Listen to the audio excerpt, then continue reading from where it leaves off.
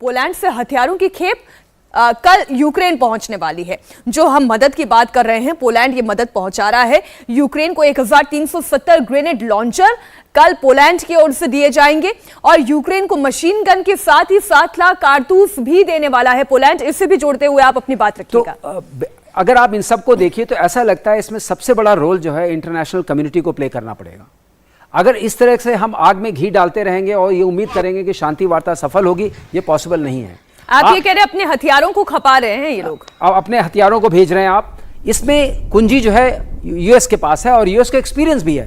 Cuban crisis जो हुई थी 1962 में, अगर मैं उसका हवाला दूं, उस वक्त यूएस को क्या प्रॉब्लम हुई थी? रशिया ने अपने जो न्यूक्लियर मिसाइल्स क्यूबा में पोजीशन करने की कोशिश की थी, जो सिर्फ 75-80 किलोमीटर दूर था अमेरिकन बॉर्डर से। तो रशिया जो अमेरिका जो है वो इससे बहुत एंक्शस हो गया, सिक्योरिटी कंसिडरेशंस हो गए।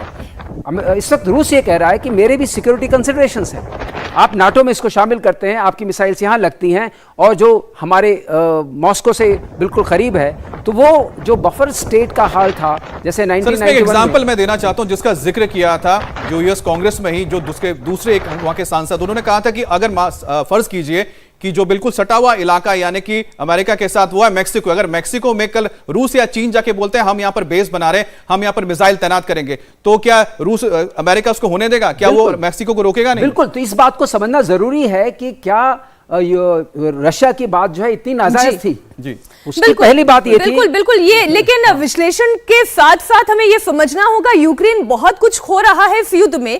यूक्रेन में रूसी सैनिक नॉन स्टॉप अटैक कर रहे हैं। कीव से लेकर खेरसोन तक लगातार रूस की मिसाइलें गिर रही हैं।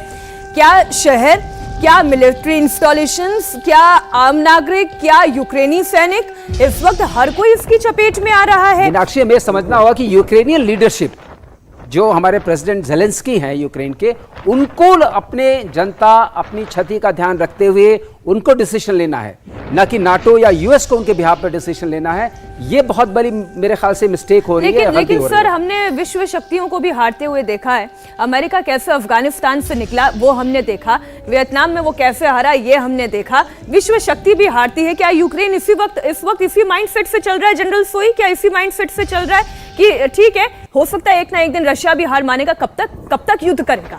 नहीं, यही मीनाक्षी जो आप कह रहे हैं बिल्कुल ठीक बात है, क्योंकि जिस प्रकार से अगर हम देखें कि पश्चिमी देश लगातार यूक्रेन को हथियार सप्लाई कर रहे हैं और वो चाह रहे हैं कि ये युद्ध लंबे से लंबा चले, और अगर हम देखें कि अभी यूक्रेन के पश्चिम के इलाके में रशिया का अभी भी जोर नहीं है, वहाँ पर उनका कोई अभी डोमिनेंस नहीं है, वहाँ से पूरी मूवमेंट हो रही है। तो ये सब देखते हुए मैं ये कहता हूँ कि आज कीव जो है, कीव एक सेंट्रल पॉइंट है, एक सबसे इंपॉर्टेंट पॉइंट निकल के आ रहा है।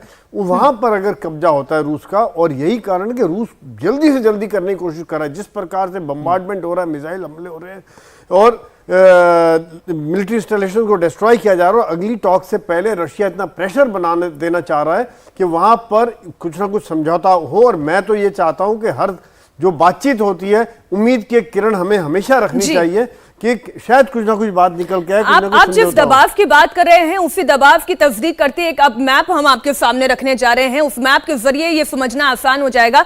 जनरल साहब, मार्शल साहब, आप ये मैप देखिए। ये तमाम वो इलाके हैं जहां पर हवाई हमले का अलर्ट दिया गया है। ओडेसा की तो तस्वीर अभी हमने थोड़ी देर पहले ही आप लोगों के सामने रखी। ओडेसा में जहां पर पोर्ट पर हमला किया जा रहा है, बांग्लादेशी शिप जो है उसके जद में आ गई। ओडेसा के बाद आप देखिए, थोड़ा माइकोलाइव की हमने बात की। आप बताएं, ये जो सारे इलाके हैं किस तरीके से स्ट्रेटेजिकली एक एक करके इसे टारगेट कर रहा है रशिया? अच्छा, हम आपको बता देते हैं कि देखिए फिलहाल जो सबसे ज्यादा युद्ध आपको बता दें, लड़ाई जो चल रही है, एक बार आप मैप को फ्रीज कर दें, यहां पर जब सारी चीजें आ जाती हैं, यहाँ पर एलिमेंट्स, तो हम बता सकते हैं कीव में सबसे ज्यादा लड़ाई हो रही है इस वक्त। और कीव में जो लड़ाई हो रही है उसके आसपास से भी चल रही है। और कीव के ठीक अगर आप जाते हैं, थोड़ा सा आप जाएंगे नॉर्थ ईस्ट की तरफ, तो वहां पर चार्नी में भी लगातार इस वक्त हमले हो रहे हैं, जिसके हमने कुछ विजुअल्स भी दिखाए थे।